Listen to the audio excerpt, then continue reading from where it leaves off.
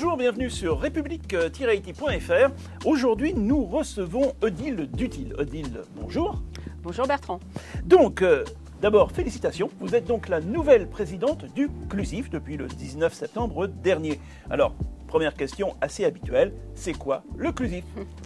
Alors, merci déjà de m'inviter et de me donner une petite tribune pour expliquer en fait ce qu'est notre belle association. Déjà, le CLUSIF, c'est une association en cybersécurité qui s'adresse, c'est une association professionnelle qui s'adresse à des professionnels.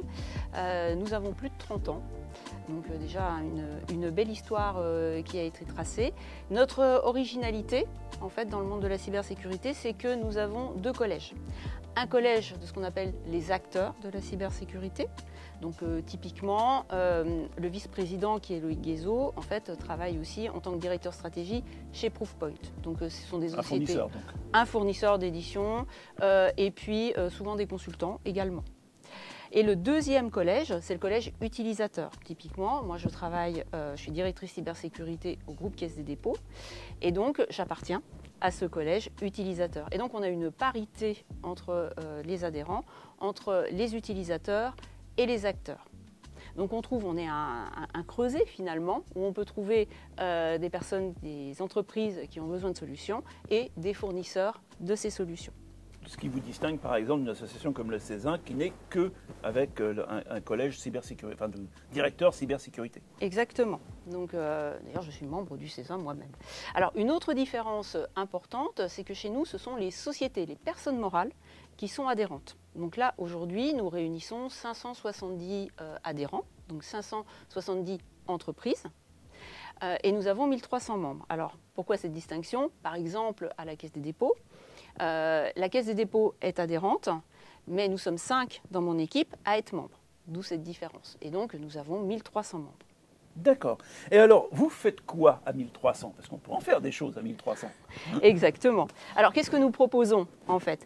Notre mission première, c'est de faire monter l'écosystème en maturité, cybersécurité, et donc de porter la voix de la confiance numérique. Alors pour ce faire concrètement, en quoi ça consiste? Nous avons des groupes de travail, donc sur des thématiques d'actualité. Par exemple, nous avions un groupe de travail sur DORA, un groupe de travail sur la partie intelligence artificielle, sur la souveraineté numérique. Voilà, donc des thématiques qui préoccupent. Avec des livrables à chaque fois, je présume. Voilà.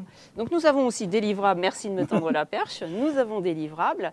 Je pense en particulier à la politique de sécurité des systèmes d'information liés à l'IA, le chiffrement post-quantique. Nous avons aussi un podcast qui est assez sympathique parce que la cybersécurité, c'est quand même une matière assez difficile et nous avons un podcast qui s'appelle justement le Déjargonneur et qui nous permet en fait de vulgariser un petit peu les notions et les adhérents peuvent prendre cette matière-là pour après aller la porter vers leur COMEX et expliquer certaines thématiques qui sont peut-être un petit peu compliquées à leur COMEX. Et la dernière chose qu'on trouve, ce sont des espaces, donc on a l'espace RSSI où on discute en chat à mouse finalement, des thématiques aussi du moment, des difficultés rencontrées, de ce qu'on souhaite mettre en place comme projet. Donc il y a beaucoup de retours d'expérience. On a l'espace sécurité offensive, donc ça c'est un espace technique, où on parle de tests d'intrusion et en particulier du bug bounty. Et puis on a un espace qui s'appelle le SOC augmenté. Et donc, c'est tous les outils pour les professionnels qui travaillent dans un SOC. Et donc, voilà, ces trois espaces sont des espaces d'échange parce que le CLUSIF, c'est vraiment un espace d'information, de partage, de retour d'expérience qui fait grandir finalement l'ensemble de la communauté. Et nous sommes des professionnels, encore une fois, qui nous adressons à d'autres professionnels. Alors, vous avez une particularité au CLUSIF et je crois que vous êtes la seule association professionnelle dans ce cas. Vous avez obtenu, donc il y a 6 mois à peu près, la reconnaissance d'utilité publique. Oui. C'était un peu plus de 6 mois. Un peu plus de 6 mois, c'est pour ça. C'est le 24 novembre 2024. Ah, ça fait presque un an, voilà, que nous avons obtenu effectivement ce beau label de reconnaissance d'utilité publique. C'était sous la mandature de Benoît Fuseau, d'ailleurs j'en profite pour le saluer. Moi j'étais déjà au conseil d'administration et effectivement nous avons travaillé, on est reconnus. C'est un vrai marqueur, c'est un vrai différenciateur qui salue à la fois le travail qui a été fait et qui place bien en fait comme étant au service de l'intérêt général. Parce qu'il faut bien noter que le CLUSIF, c'est pas parce qu'on a un collège d'acteurs qui fournissent des solutions, on n'est pas au service d'intérêts particuliers. Donc on est vraiment au service de l'intérêt général et c'est ce que salue finalement dans l'écosystème cette reconnaissance d'utilité publique. Donc c'est une particularité du CLUSIF. Quel bénéfice finalement vous attendez de cette reconnaissance d'utilité publique? Alors, ce que nous permet la RUP, c'est d'avoir finalement la possibilité de faire des appels à projets. Donc nous allons construire le contenu avec évidemment le conseil d'administration pour lancer des appels à projets et nous appuyer sur le mécénat de compétences. Donc le mécénat de compétences, c'est vraiment un levier qui va nous permettre de passer à l'échelle. Alors, je vous prends un exemple. Dans certaines sociétés, par exemple de consultants, on peut avoir des personnes qui sont en intercontrat et donc qui voudraient, plutôt que d'être en intercontrat et d'attendre la prochaine mission, pourront offrir leur expertise au service d'un projet pendant un temps donné. Et donc ça permet, en fait c'est gagnant-gagnant. Ça donne du sens au collaborateur qui met à disposition finalement ses compétences et son expertise et ça donne du sens en termes de projet puisque, encore une fois, le but est d'être au service de la confiance numérique et de porter la voix de la confiance numérique. Alors, il y a une particularité aussi au CLUSIF, c'est que les mandats des présidents sont prévus pour durer une année, entre deux assemblées générales. Donc une année, c'est relativement court, mais malgré tout, c'est quoi vos projets, vos engagements de mandature, comme on dit? Alors, effectivement, on a une grande ambition.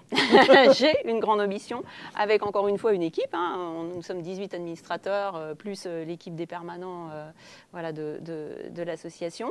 Alors, le projet principal, encore une fois, c'est porter la voix de la confiance numérique. Alors, quand on a dit ça, qu'est-ce que c'est que la confiance numérique? En fait, la confiance numérique, c'est la possibilité de travailler en sécurité pour les entreprises, de préserver leur intégrité et pour les utilisateurs.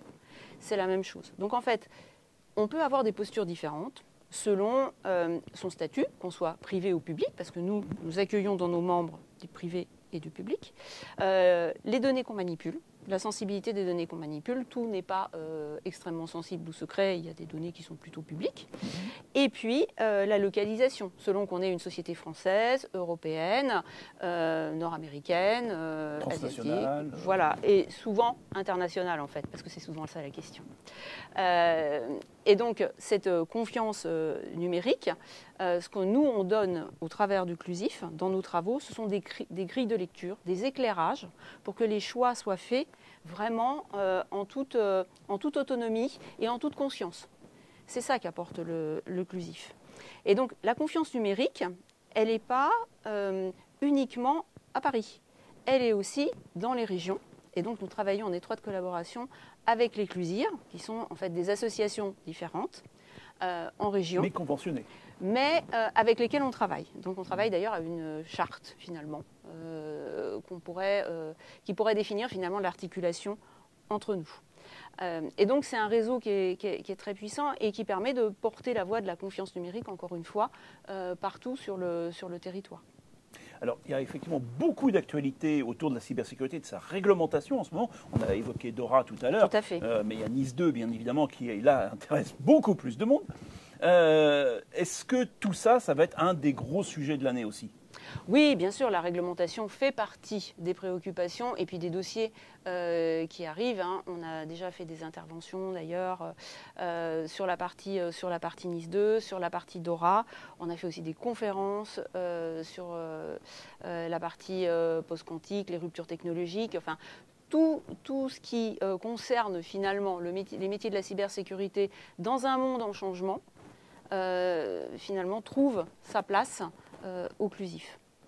Et alors, dernière question, en fait, finalement, la cybersécurité, c'est aussi une question réellement d'écosystème. C'est-à-dire que ce n'est pas le directeur cybersécurité dans son coin qui va tout sécuriser. Il faut forcément travailler, par exemple, avec le directeur financier, le DSI, évidemment, et puis peut-être le gestionnaire de risque aussi. Tout à fait. Donc, comment on fait, finalement? Est-ce qu'il y a des travaux du CLUSIF sur le sujet? Et est-ce que, finalement, c'est quelque chose sur lequel vous travaillez actuellement? Alors, c'est tout à fait. C'est quelque chose sur lequel nous travaillons. Moi, je souhaite qu'on se rapproche d'autres associations professionnelles, puisque notre but, encore une fois, c'est une association de professionnels qui parle à d'autres professionnels. Je pense à l'AFT pour la partie pour les trésoriers, mais je pense aussi à l'AMRAE pour les gestionnaires de risques. Voilà, l'idée est d'ouvrir cet écosystème parce que, encore une fois, et vous l'avez bien dit, la cybersécurité en fait est transversale et concerne finalement tout le monde. Donc c'est pour ça que le CLUSIF a été reconnu d'utilité publique, c'est parce que nous sommes une association ouverte sur l'ensemble des partenaires. Alors il y a un point qu'on a oublié d'évoquer, c'est les portes ouvertes justement, puisqu'on parle d'une association ouverte. Alors c'était donc la semaine passée, vous avez fait les portes ouvertes.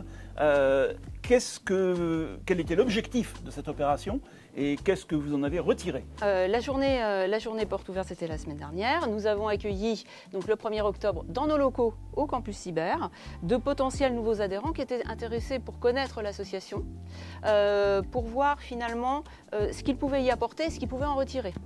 Donc ça, c'est quelque chose qui est extrêmement important pour nous. Ce sont des journées extrêmement conviviales où on explique, on a des témoignages de ceux qui gèrent l'espace RSSI, des membres qui gèrent l'espace RSSI, l'espace OSSEC, le second augmenté, comment ça se passe pour la production de livrables, ce qui est attendu et quelles contributions tout le monde peut apporter. Eh bien, il ne reste plus qu'à, finalement.